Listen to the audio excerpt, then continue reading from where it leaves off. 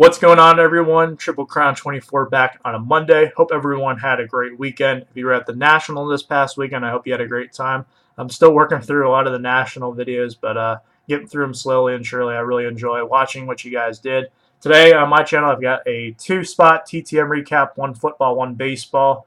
And then I have a little bit of a channel update, kind of looking ahead to the upcoming months.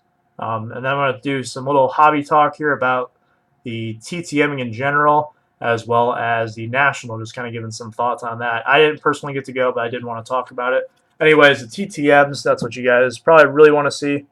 This one's coming in from Providence, Rhode Island. It's a 1-of-1 success in 63 days. I actually sent this one to ESPN Studios out in Connecticut, and I thought this was going to be a different return, but I was really happy that it was this one when I pulled it out of the envelope.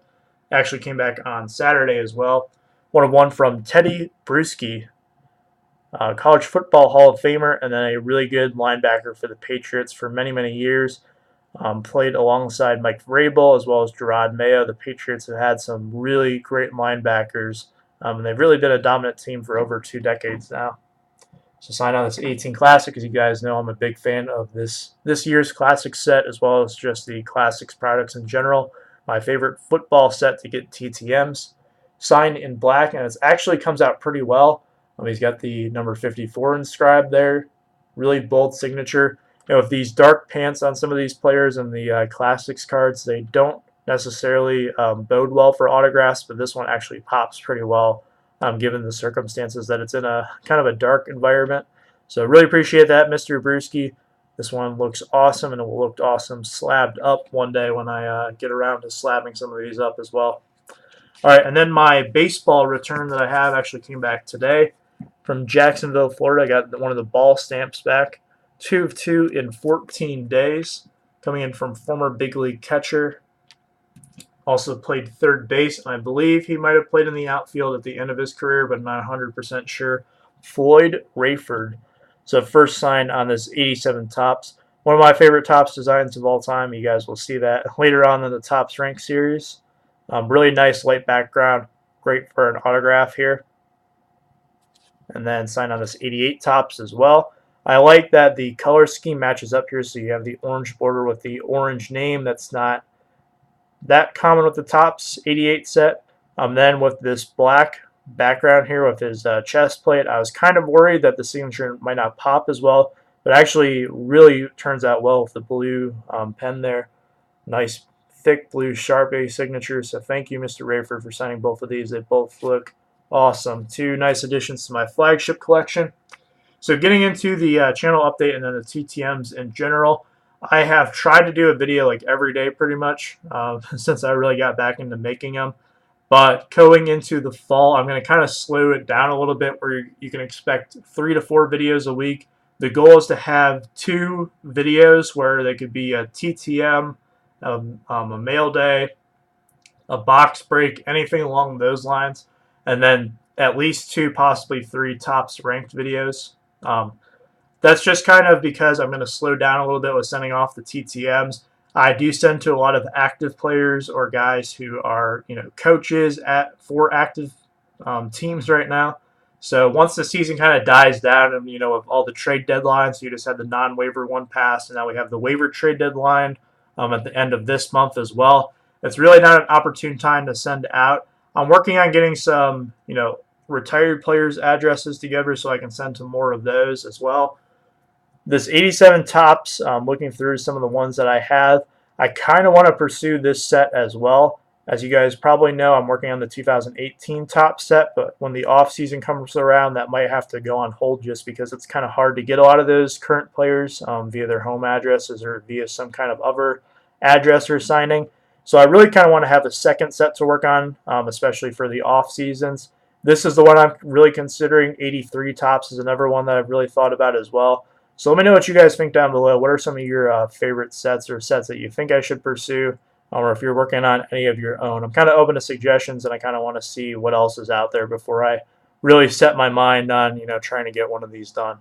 So let me know down below in the comments. But yeah, I'm still going to try to, get those out, and then there will probably be an influx around end of September, early October, or maybe even the end of October when the baseball season is in the postseason stage and some teams have gone home for the year. Probably get some players who catch up on all their fan mail and get those out, and then might have some just really obscure ones that come back from random intervals. Some of my football ones might just come back, so you never know with them. That's part of the fun with it, but I wouldn't expect them to come back at the rate that they have been, just because I'm not going to be sending out as much, kind of gearing up for spring training 2019 at that point, which I plan on doing something pretty big for, but we can talk about that at a later time. So that's just kind of what's going on. And I noticed that a lot of the current players as well with TTMs has been pretty bad this year from what a lot of people are saying.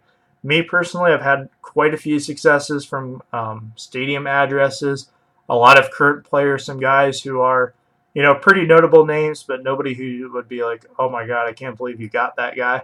So it's kind of slow this year. Some people have been disappointed in me. I think it's, business as usual, but hey, some of these people have been doing it longer than me, so they know a little bit more about the trends in the hobby per se.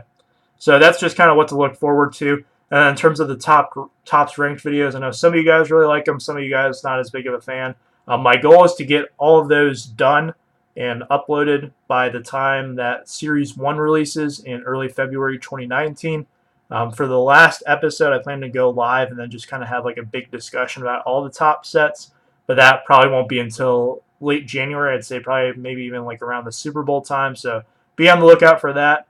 And then just in terms of this week, I will do at least 2 tops ranked videos, probably 1 more TTM video, and I'm going to do my NFL predictions video that will probably come out on Thursday or Friday. We'll see, just depending on how the mail goes. We'll have to wait and see on that. And then lastly, today I want to talk a little bit about the National. I do want to thank everyone who went. Sorry to those who couldn't go. I was in the same boat as you guys, but hopefully if you weren't able to go this year, you'll be able to make it to Chicago in 2019.